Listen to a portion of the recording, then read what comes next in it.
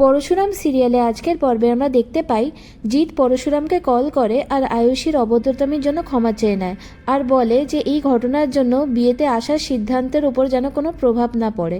পরশুরাম বলে আমরা নিশ্চয়ই আসবো নেমন্তন্ন রক্ষা করতে, কিন্তু কোনো রকমের প্রণামী গ্রহণ করতে পারবো না। আপনারা চতুর হতে পারেন, কিন্তু কমন ম্যানদের নির্বোধ ভাবার কোনো কারণ নেই। এমন তো হতেই পারে যে আপনার কার্যসিদ্ধি হলো না।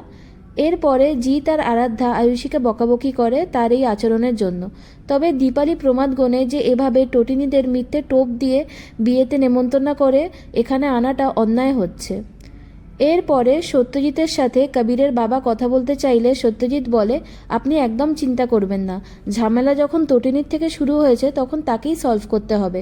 কবির আমার বাড়ির হবু জামাই, ওর আমি কিচ্ছু হতে দেবো না। এরপরে সেখানে ভূমিকা আসে আর সত্যজিৎকে আবারও সাবধান করে আরাধ্যার জীবন নিয়ে এভাবে যেন জুয়া না খেলে। সত্যজিৎ তার সিদ্ধান্তে অনড় থাকে। কবির বলে ভূমিকাকে যে আপনি কি চান, আপনাদের বাড়ির মেয়ে সিঁদুরদানের পরে আমার বাড়িতেই পড়ে থাকুক আর আমি থাকি জেলে? আমাকে কি আপনি ক্রিমিনাল সাব্যস্ত করতে চান? ভূমিকা এর উত্তরে বলে যে তোমার গ্যাং টটিনির সাথে খারাপ আচরণ করবে, তার বাচ্চাদের কিডন্যাপ করার চেষ্টা করবে, তুমি ক্রিমিনাল নয় তো কি?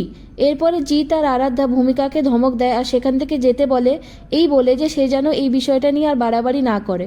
সত্যজিৎ আরাধ্যাকে বলে ডোন্ট ওয়ারি, সব ঠিক হয়ে যাবে।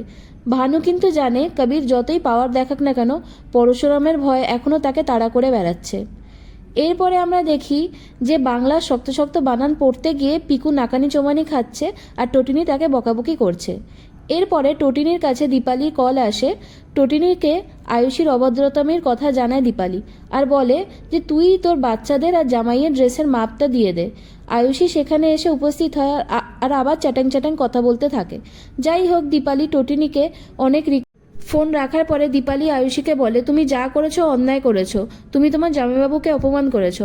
এরপরে সেখানে সত্যজিৎ আসে আর বলে অপমানের তো এখনো বাকি আছে, প্রথমে ওদেরকে জামাই আদর দিয়ে নিয়ে আসবো, তারপরে টটিনিকে দিয়ে কেসটা উইথড্র করাবো, কবিরের বেকসুর খালাস হবে আর তারপরে ওদেরকে ঘাড় ধাক্কা দিয়ে বাড়ি থেকে বার করে দেবো।